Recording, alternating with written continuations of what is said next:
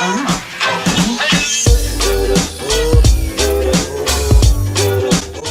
guys, and welcome back to our channel. Today I'm bringing you guys a book video. I asked on my stories the other day if you guys would like to see another books I read in a year video and like my ratings and everything. I did it for 2021, but then I guess the beginning of this year I was heavily pregnant and then I had Peyton at the start of February, so I never filmed one for 2022. And I put on my story, is it too late in the year to film that? Do you guys still want to see it? And so many people said yes. I am loving reading. I've loved reading forever. I mentioned in the 2021 video I read lots as a child, sort of slacked off a little bit in high school, but then I really got back into it when I finished school. And at the moment reading is such a big fad trend, which I love. I love that everyone is into books at the moment, and I'm loving reading popular books because then I can chat about it with so many other people, because then I can chat about it with so many of my friends as well, which is so great. My favorite YouTubers to watch are booktubers. I love watching book videos. I just write down so many recommendations from watching other people's videos. However, obviously I don't read enough to be able to film book content, but I'm happy to just inform you guys in my vlogs what I'm currently reading, my thoughts on them. I think lots of people can relate to my reading pace, as I think it is pretty realistic. I read about 1 to 2 books a month, and that's because I have a husband, I have a house to take care of, I have a dog, and I have a baby. So Peyton is 8 months old now, and she is probably needing the most attention that she ever has. So I obviously don't have that much spare time, but I do love to read. Something that I picked up in 2022 was this. Oh my goodness, I'm obsessed. My Kindle, best purchase ever. So I got my Kindle in March of 2022, so it's been a year and a half. Oh my gosh, I love it. Kindle is such a game changer for mums. I definitely think if you've got a baby, get a Kindle. So good. I've got a pop socket on the back of it. Otherwise I have straps from Strapsicle. Also amazing, one-handed. I can be feeding Peyton, holding her, rocking her to sleep, and I can read. So that has 100% been a game changer for me. I read books fast on my Kindle.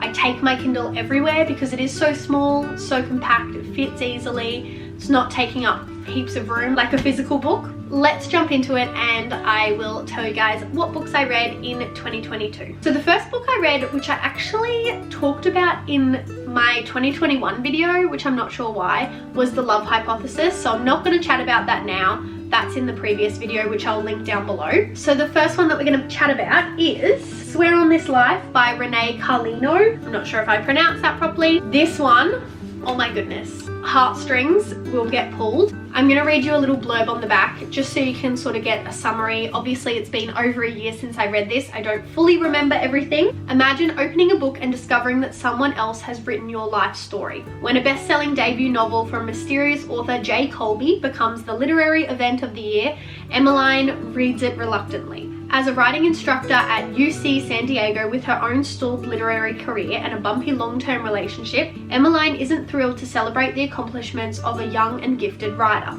Yet from the very first page, Emmeline is entranced by the story of Emerson and Jackson, 2 childhood best friends who fall in love and dream of a better life beyond the long dirt road that winds through their impoverished town in rural Ohio. That's because the novel is patterned on Emmeline's own dark and desperate childhood, which means that Jay Colby must be Jace, the best friend and first love she hasn't seen in more than a decade. Now, far from being flattered that he wrote the novel from her perspective, Emmeline is furious that he co-opted her painful past and took some dramatic creative liberties with the ending. The only way she can put her mind at ease is to find and confront Jay Colby, but she's not quite prepared to learn the truth behind the fiction. I loved this one. It was so well written. Out of 5 stars, I'd probably give this a 4 out of 5. I loved this so much. Beautifully written childhood friends to lovers, and it's also second chance romance. It had me crying and smiling, and it was just beautiful. I would definitely recommend reading this one. I feel like if you love a romance, you will love this book. Next up was on my Kindle, I read The Silent Patient. This was my first ever thriller, like proper thriller, and I loved it. I absolutely loved it. I read it so quickly. I couldn't put it down. I had to know what happened. The end had me mind blown. Like I was like, whoa, I didn't see that coming, which I love. I love a twist. I love a turn. So fun. I really liked it. I think it really got me into thrillers. I definitely love them now. I go between normally romance and thrillers, Rach called them like soft thrillers or like youth sort of thrillers because they're not too scary. I don't want like a scary book, but it has me on the edge of my seat and I have to keep turning the pages because I want to know what happens. Because it was on Kindle, I don't have a blurb on the back, but it was pretty much this man goes and works in a prison or a mental hospital, something like that, and this lady was convicted of murdering, I think, like a husband or a boyfriend or something, but has been silent the whole entire time, has not said a single word.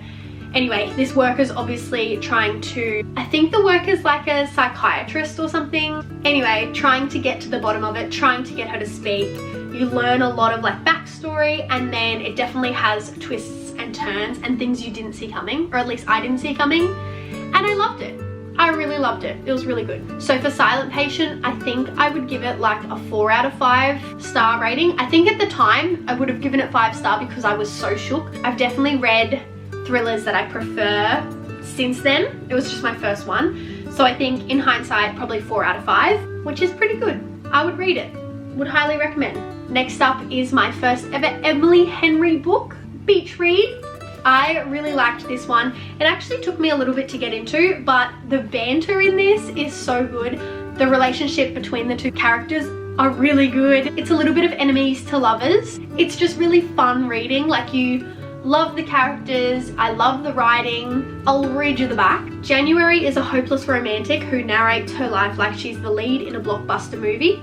Gus is a serious literary type who thinks true love is a fairy tale. But January and Gus have more in common than you'd think. They're both broke, they have crippling writer's block, and they need to write a bestseller before summer ends. The result? A bet to swap genres and see who gets published first. The risk? In telling each other's stories, their worlds might be changed entirely. 4 out of 5 for this one. Not a 5 star. Didn't have me, oh my gosh, can't put down. But I did love it. And I really don't have any faults in it. So 4 out of 5. My next one was a Colleen Hoover book. My next one was a Colleen Hoover book that I read on my Kindle. It was called Regretting You. This one, twists and turns, but also romance, but also like tragedy. Oh, Colleen Hoover really puts everything in a book. Everything I want. So my little review that I had written was, wow, what an emotional roller coaster. This one has all the twists and turns and has you in all the feels for these characters.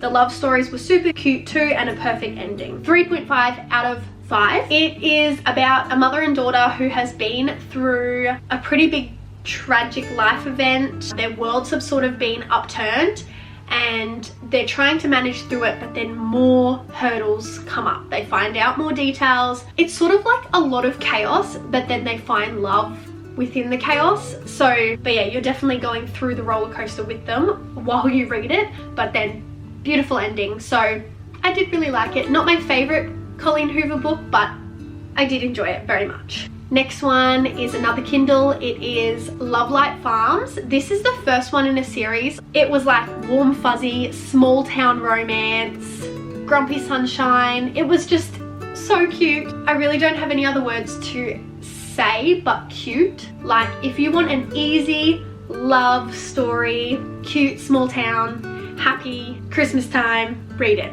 I have no faults for it. It definitely wasn't like a, oh my gosh, page turner, but palette cleanser, super cute. How many times have I said cute in this video? I need to use a different descriptive word. 3 out of 5 for this one. You can't tell me you haven't heard about this book. And if you haven't read it, I really don't have any words for this. And I truly do not know how to rate this. I think on Goodreads, I might have given it like a 2 star or maybe a 3. Do I rate it high? Because I couldn't put it down and I had to keep turning the pages, like I needed to finish this book?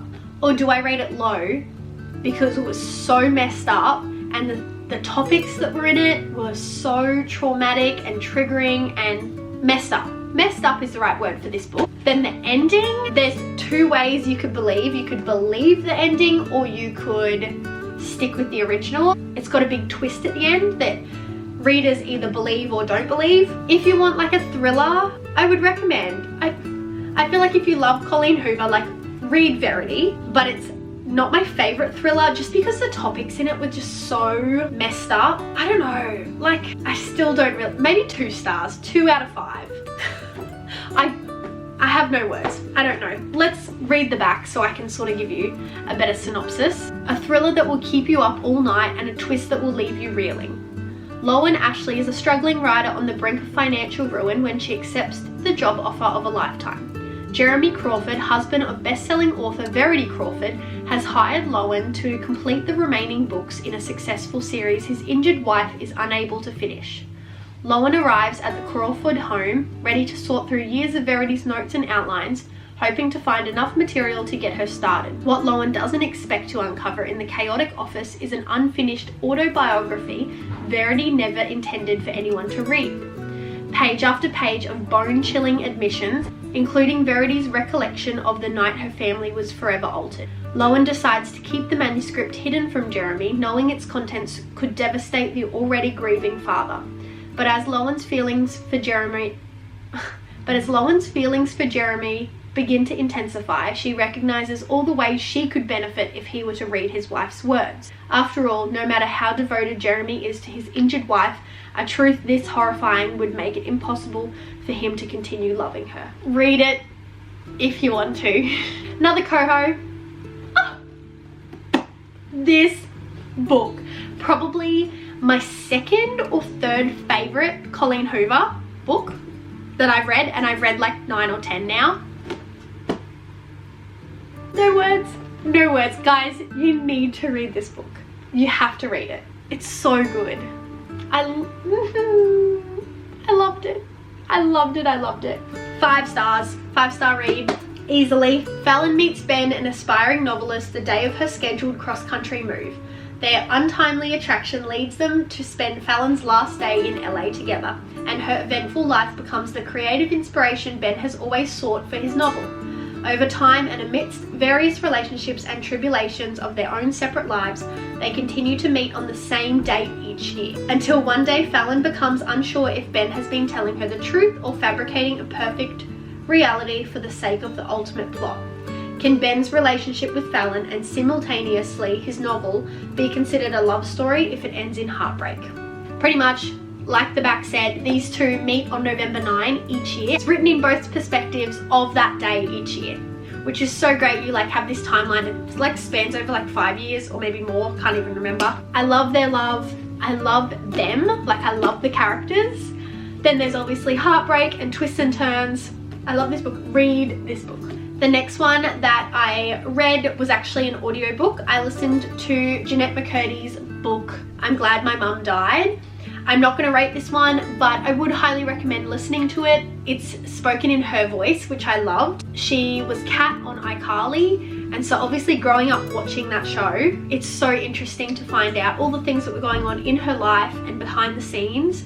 And it's truly like inspirational that she was able to write this book and tell her story and speak out about all these issues that she went through in her lifetime and like being a childhood actor. But yes, I did very much enjoy it. I'm not going to give it a rating because it's someone's real life story, but I would recommend. Clearly last year I was on a Colleen Hoover binge. I don't know if I've read any this year, 2023. The book of the year, last year, this was very highly anticipated. This was a big deal. It Starts With Us. So this is the second book after It Ends With Us. It Ends With Us is my top Colleen Hoover book. I loved that. It was my first one that I read. I ate it up. The characters, the storyline, everything. Best friends to lovers, second chance romance. There was just like everything in it. Now this is the story that continues on after the first book. So if you haven't read the first one, I'm not going to give any spoilers and sort of say what happens, but this is like the happy ending that the characters deserve. It definitely was different to the first one. The first one had me like hooked, and obviously it had a lot more turmoil and like highs and lows in the first book. This one is a lot more of an easy read. It's very happy. It's got a few complications, but really not that many. It's pretty much just the happy ending that the characters deserved. I'm not going to read the back because it will sort of give away what happens in the first book if you haven't read that one. I'm sure most people have, but I loved it. I loved it different to the first one. I would give this a 4 out of 5. It's not a 5-star for me because it just wasn't super gripping. It just didn't really hit me in the feels as much as the first one did and as much as other books do, but I did love it. It was perfect ending for their story, and I would recommend reading it after the first one. The last book that I read for 2022 was Finlay Donovan is Killing It. This is a bit of a thriller, a bit of a mystery, a bit of a romance. It's definitely more like youth thriller compared to the ones that I've gotten into this year. It was really cute. It was sort of funny. So pretty much Finlay Donovan is a writer, and she writes murder mystery books or like thrillers and like crime stories. She was in a cafe talking about her next idea for a book to her publisher or something, and someone overheard her saying what she was going to do for her story and thought she was a hitman. So then this sort of spirals and is the whole premise of the book. It's a bit comedic how she gets roped into it. She doesn't even really mean to. I don't know, it's sort of like, it's funny but definitely a bit thrilling because you don't know how she's going to get out of these issues that she gets stuck in. I really liked it. It was really cute. There is multiple books in the series. I might get around to reading the next ones one day. I liked Finlay Donovan as a character. I think I'd give it a 3 out of 5. So that is all the books that I read in 2022. I feel like each year I'm just reading more and more. So 2021, I think I read 7 books. 2022, I read 11 books. And so far in 2023, it's the start of October, I am up to my 13th book, and I'm loving reading so much. I just love it. It's so great. This year I've definitely read more 5 stars than I did last year. I think I just read the 1, but this year I feel like I've read so many books that I've been obsessed with, and I cannot wait to finish the year off and film my 2023 reads for you guys at the start of next year. I will link my Goodreads down below and also my Amazon wish list. So I've got what books I want to read on Kindle and what books I want to read physical copies or add to my bookshelf. So you guys can sort of see the books that I like and the ones that I'm wanting to read.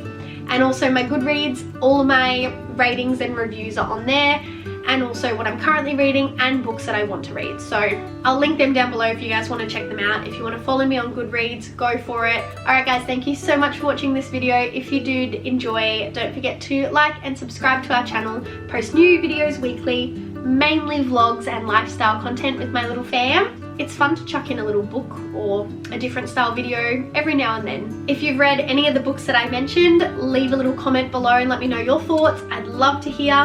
And I will see you guys in next week's video. Bek and Cody out.